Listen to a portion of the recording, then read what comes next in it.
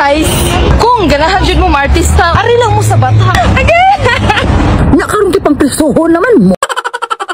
Nauwi sa problema ang masayang pamamasyal ng dalawang OFW dahil sa posible silang makulong dahil sa pagsuot ng kasuotan na pinagbabawal. Nagtrending ngayon ang dalawang OFW dahil sa paglabag sa batas ng Saudi Arabia matapos silang i-upload mismo sa kanilang social media account ang kanilang video na kung saan kita ang kanilang kasuotan. Nakasuot sila ng damit na kulay pula na crop top, nakabalandera ang mga pusod at proud na proud pa sila habang naglalakad patawid sa kali ng Saudi Arabia sa Batawait Market na naging takaw pansin sa publiko lalo na sa mga kalalakihan dahil kitang-kita ang kanilang kasuotan na hindi karaniwang sinusuot ng mga kapabaihan sa Saudi Arabia. Sa kanilang video, inilarawan nila na sikat sila dahil sa pinagtitinginan sila ng mga tao. Makikitang tuwang-tuwa ang dalawa at sinabi ng isang OFW na kung gusto mong mag-artista o mag-feeling artista ay pumunta sa Batha dahil agaw atensyon kayo. Guys, kung ganahan jud mo artista or kung ganahan mo magpiniling artista, ari lang mo sa Batha kay.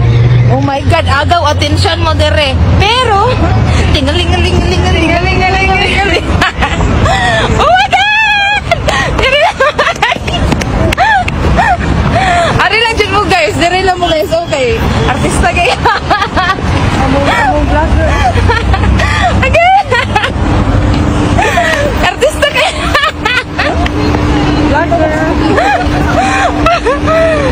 Sikat kay kanibatero dali na. Pag-ari ka sa Batha, artista ka.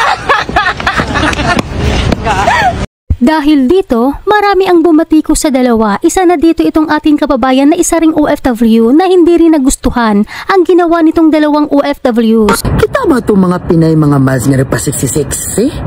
Nagpakap-tap-kap-tap, nagpakita-kita silang mga pusod o gabai? Ay, Ginoo ko, di pa kung mo-abroad ta kasi minaron ba yata unsay mga bawal, unsay dapat dili buhaton, labi na nga kana nga lugar is Muslim country. Mura magigipang tuuban ang mga bae diya kay tungod sa kuan ka ay conservative kay na diya nga country niya. Pinaingon pag itong isa ka Pinay para kunwa feel ni mo nga gwapa gi ka kayo mo andi ka ani nga lugar para pag gubot kay ilugan kuno kag laki. Ay, Ginoo ko mga bae. Nakaroon ti pang presohon naman mo. Unsa man yung pusod?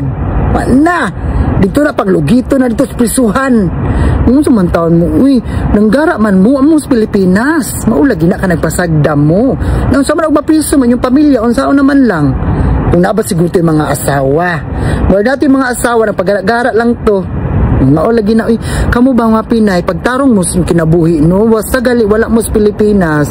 Mukuan kita, mo follow kita sa role, sa country, kung asa ta na paingon, dili ka magpa uy ta para ingnon gwapa. Gwapa ta sa itong paminaw na dito akas lain lugar di man na pwede na mauna dyan na dakpon man daw kuno mo na dito mo pa pagkapat mo rito mirise. Ikaw kabayan, bilang isang OFW, ano naman ang masasabi mo sa dalawang OFW na viral ngayon? Pakikomento ang iyong saloobin at pananaw sa bagay na ito. Salamat at palagi po kayong mag-ingat.